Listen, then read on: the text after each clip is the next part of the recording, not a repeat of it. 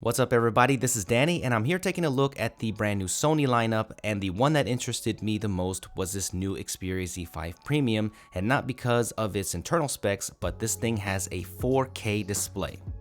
Okay, I'm gonna let that soak in, a 4K display. This is the highest resolution on a smartphone so far, giving this 5.5-inch triluminous panel a ridiculous PPI of 806. Wow. The question is, how does this 3840 by 2160 panel work? Well, if you have compatible UHD content to be able to take advantage of the display, and when viewing 4K content, the display, it looked amazing. The display quality was great with decent viewing angles and great colors, but when putting it up next to a Samsung Galaxy S6 Edge Plus side by side on normal tasks like the home screen, I'm gonna be honest here, it was really hard for me to tell the difference. I will have to get one to test this thing further, but on quick look, they both looked equally as sharp.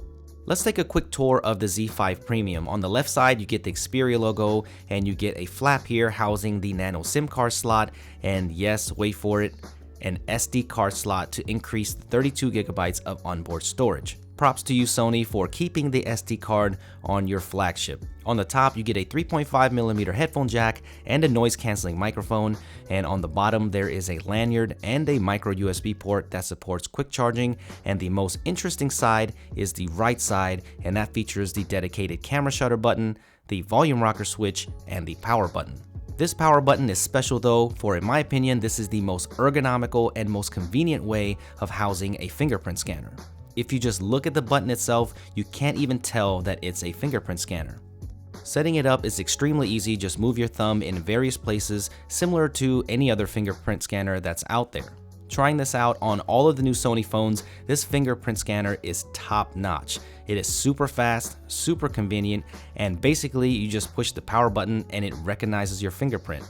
And I'm going to say it, I'm absolutely in love with this fingerprint scanner. I was blown away how easy this was to use. The build quality overall feels great. I'm not a huge fan of this glossy mirror-like glass panel on the back, but I guess if you want to look at yourself with a bunch of fingerprints all over it, then this is going to be your phone.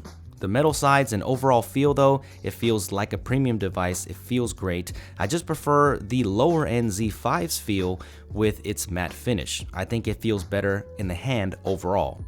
It doesn't matter though, because Dbrand will be ready for this challenge and will instantly fix this slippery and fingerprint mess, so if you want to get one for yourself, check the link below to be ready.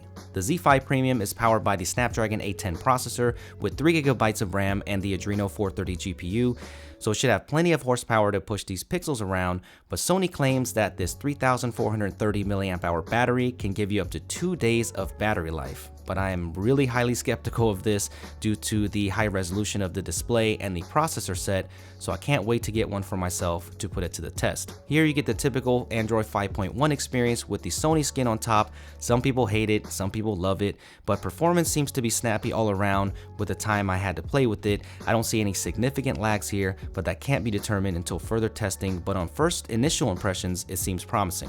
The Z5 Premium has the new 23 megapixel Exmor RS sensor with a 24mm wide-angle lens and super fast 0.03 second autofocus, and photos can go all the way up to 12,800 ISO, and the videos can go all the way up to 3,200 ISO.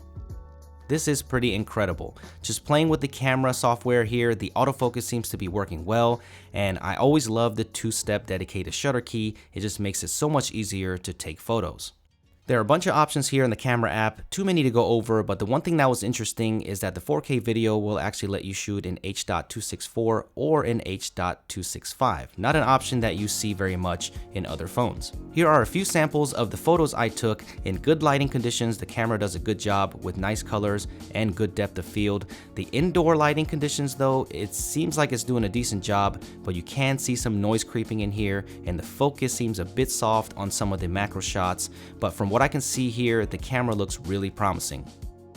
So stay tuned and I will test this camera fully when this thing is released and let you know if it's worth buying.